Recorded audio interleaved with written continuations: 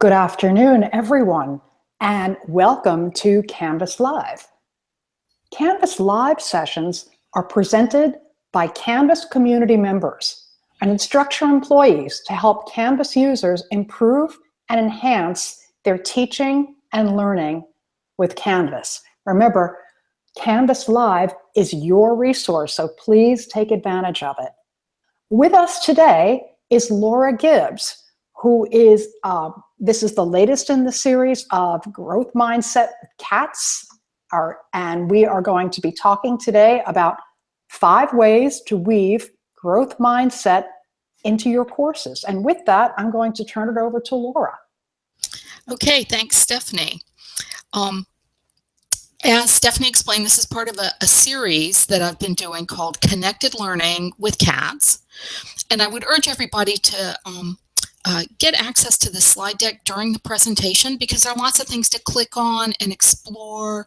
Exploring is one of the themes of growth mindset. So if you go to the events page there at the Canvas community, or if you just use this simple URL, clcats.mythfolklore.net, Connected Learning with Cats, you can access this slide deck and you'll be able to click on the links and explore during the presentation. This is the 3rd of these presentations that I've done. They've been really fun. We're really going to have cats today. I've got lots of growth mindset cats, and you can find out more about the series overall using that CLCats hashtag at the Canvas community. We've got, I think, 3 or 4 more of these scheduled for the rest of the semester and over the summer months.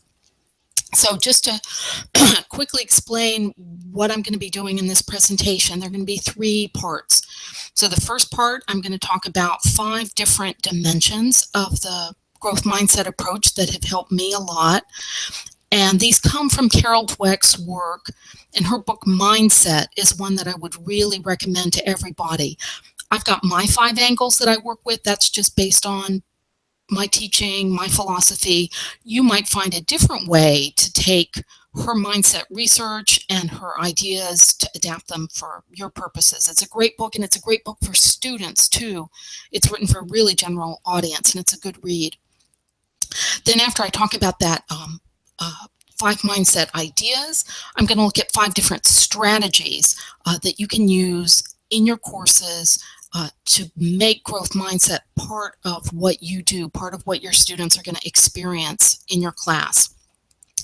And then at the end, in the 3rd part, the final part of this presentation, I'll talk about 5 Canvas-friendly tools that I'm using to collect growth mindset materials and to share them with my students.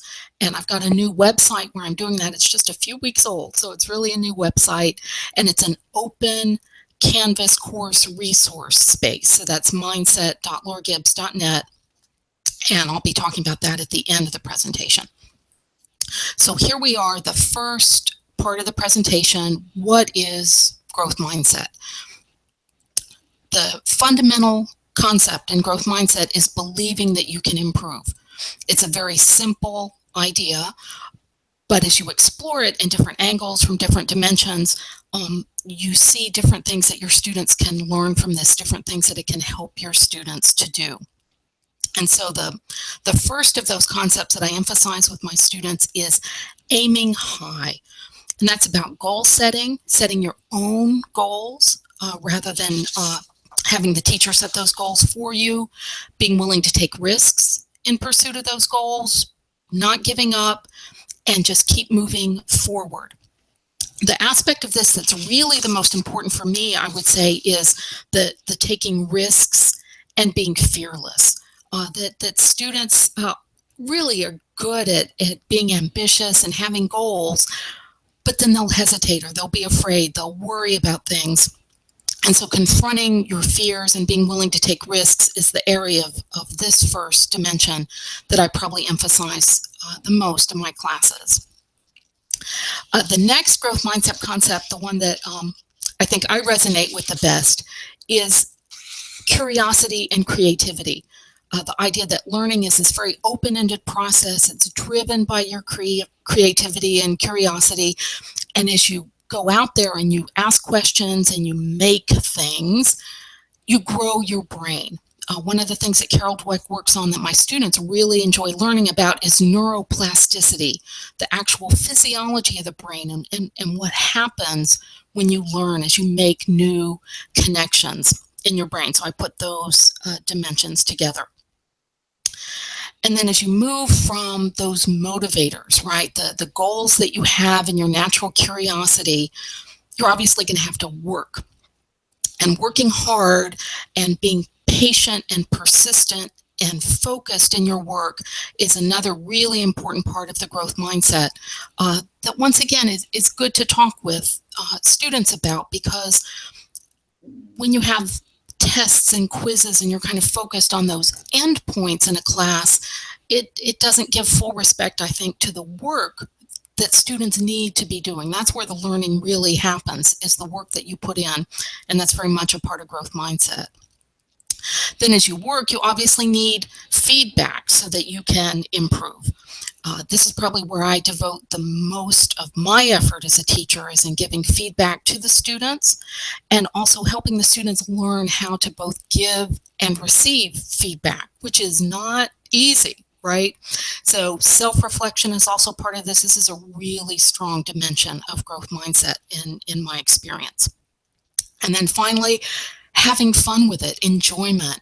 You know, one of the great things about Carol Dweck, if you watch any of her videos or listen to any of her podcasts, is that she really believes that things that are hard can be fun. And that's what we need to do, is find that combination of challenging ourselves and doing things that are hard and getting the pleasure and enjoyment that comes from succeeding in those things that are not easy to do. And in this category too, I also include things like social learning, being good to yourself, the sort of personal context in which growth mindset and learning take place. So those are the ideas that I think about, that I have in mind as I design my courses. And now I'm going to move into the second part of the presentation, which is explaining how those ideas, big abstract ideas, become like concrete design strategies that I can use in my teaching and designing my classes. So the first thing may seem obvious, but I neglected it for a long time, and that's just to teach the students about the growth mindset concept. A lot of this is obvious, right? Especially if you're a good self-learner already. There's really nothing new in growth mindset. But for a lot of my students who are not maybe self-directed learners, growth mindset is something new, and it's very affirming for them to hear school described in terms that are focused on learning and not on grades, not on being judged or categorized or labeled or limited. So I have the students watch a TED talk by Carol Dweck. It's a very good one. Very straightforward one that combines both her research and just also her philosophy, the power of believing that you can improve. And then the students share their comments back with me about that in their blog posts, and it's amazing. I learned so much from the ways they connect with mindset and their initial reactions to it at the beginning of the semester. Then after that initial activity, I reinforce it. Right. And so I reinforce it daily in my class announcements. That's where the growth mindset cats come in.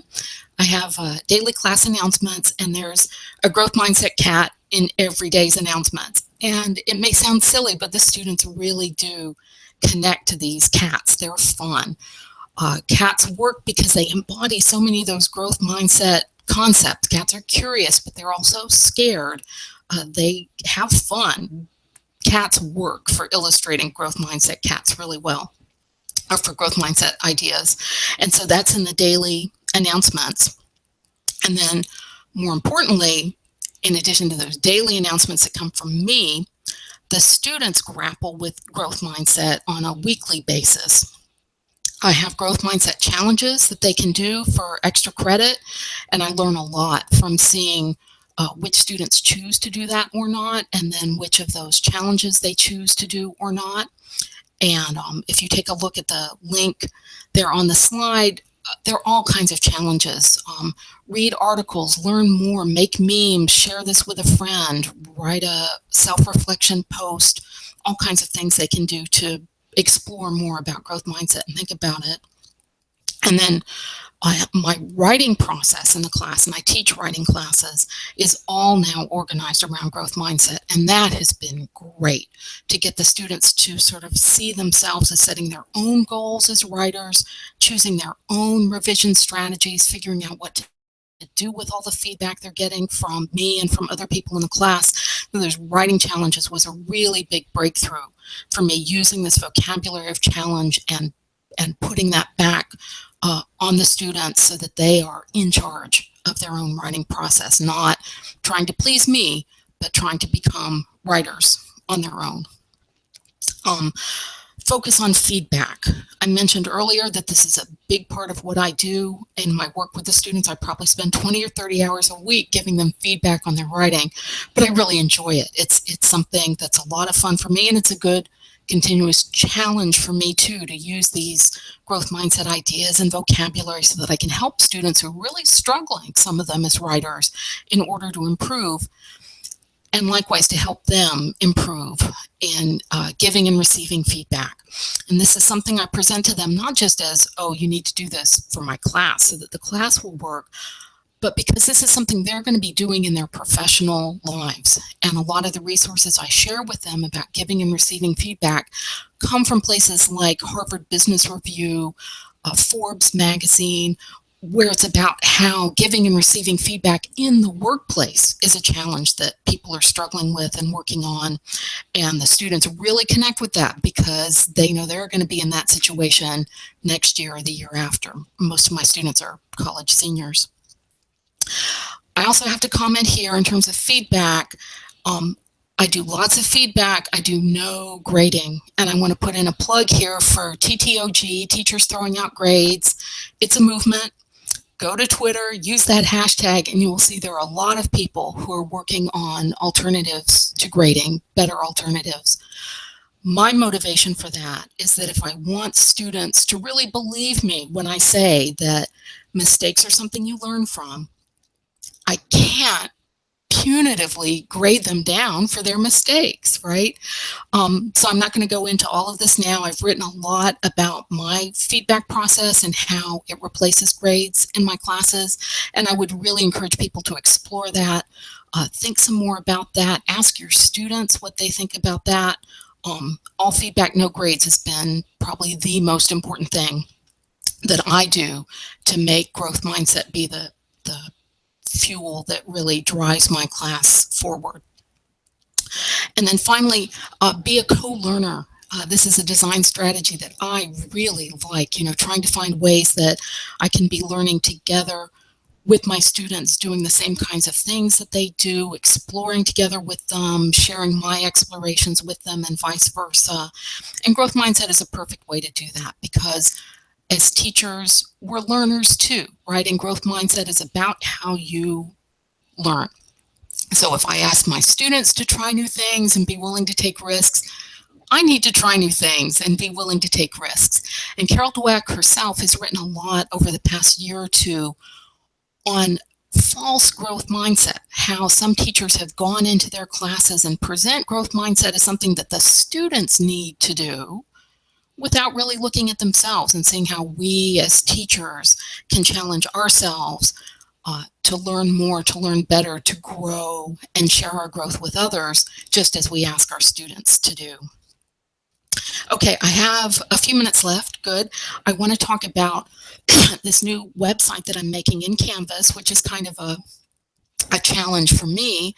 The challenge I set with this website is to create a space in Canvas that's going to be full of useful growth mindset materials for my students next year. And so I'm building this for my students, but I want it to be useful to others.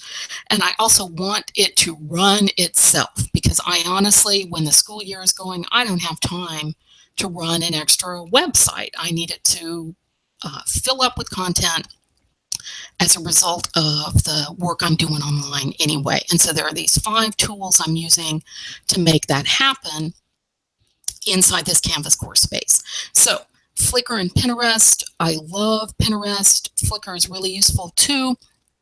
And so I put all my new growth mindset cats into these albums, and presto magic, they show up inside the Canvas course. So that's something I can show people how to do if you're curious. I've written up instructions at the community. Flickr and Pinterest are great dynamic spaces, whereas the album fills up with new pictures. They show up automatically inside the Canvas course. Even better, more powerful is Diigo. Diigo is a bookmarking tool. I don't know how many people are already using Diigo. I use it kind of obsessively because I bookmark things that I know I want to use later. I just don't know when. And then I go through those bookmarks and annotate the ones that I think my students will like. And then, thanks to the magic of something called InnoReader, which is a free RSS tool, I can get those annotated Diigo articles to show up inside a Canvas course. And you can see they come with a little preview image and everything. It's very attractive. And so right now my focus is I'm going through my Diigo heap of infographics on growth mindset, and I'm transcribing them. And as I do, they pop up there in the Canvas course. So that's working really well. And then Twitter. I think people who know me know that I am a big fan of Twitter. You may not know I have a separate Twitter account that's just dedicated to growth mindset and related stuff at Mindset Play. And the idea is that that Twitter feed is inside the Canvas course. So it's got new stuff every day. And my students anyway are used to exploring Twitter as a content space. So I'm excited about having that going. YouTube playlists. I found some good growth mindset videos from Dweck, some fun stuff, some songs. This Power of Yet is really cute. Send me suggestions if there are videos that you have used with your students that you like, and I will add them to the playlist. There's a feedback form inside this course where you can send me stuff or send it to me via Twitter or the Canvas community. Anything will work. And then finally, I'm so excited about this. This is a new experiment I just started where I'm using Padlet to collect students' thoughts from their blogs about growth mindset. This worked out so well. I just learned about using Padlet inside Canvas recently. It's a quick and easy way to put up little chunks of text or images or video or anything. It plays very nice with Canvas. And it's so inspiring, I think, to go through and read what my students say about growth mindset. And I bet if you ask your students, they will have really inspiring things to say too. So let's see, I think that's everything, right? So a recap, remember Sesame Street? This presentation has been brought to you by the number 5, right? We saw the 5 mindset concepts. We looked at 5 design strategies, and then there were the 5 Canvas-friendly tools there in the website. So I managed to squeeze it all in. I know that was a lot of stuff, but anyway, I'm glad to discuss all this stuff and brainstorm pretty much anywhere online, anytime. So get in touch with me. And now, Stephanie, you'll be very proud of me. I advanced to the last slide. Thank you so much, Laura. Thank you for advancing to the last slide, and thank you for that wonderful presentation. I have been looking through the chat as you've been speaking, and I have not seen any actual questions so far. I've seen a lot of commentary, some excitement, some tweeting, some things going on. And before we wrap up, I do want to take a moment and see if anyone has any questions that they would like for me to ask Laura before we end the session.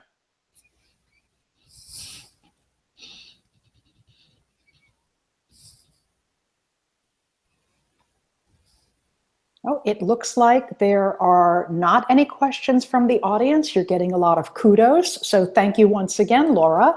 I see someone mentioned Mindset Works there in the chat, and Mindset Works is fabulous. They have a lot of great stuff, and that's one of the good things about working with growth mindset. You don't have to reinvent any wheels here. There are great resources online. Good. It looks like you're getting enthusiastic agreement on that point. All right, then. Thank you very much, everyone, for being with us today.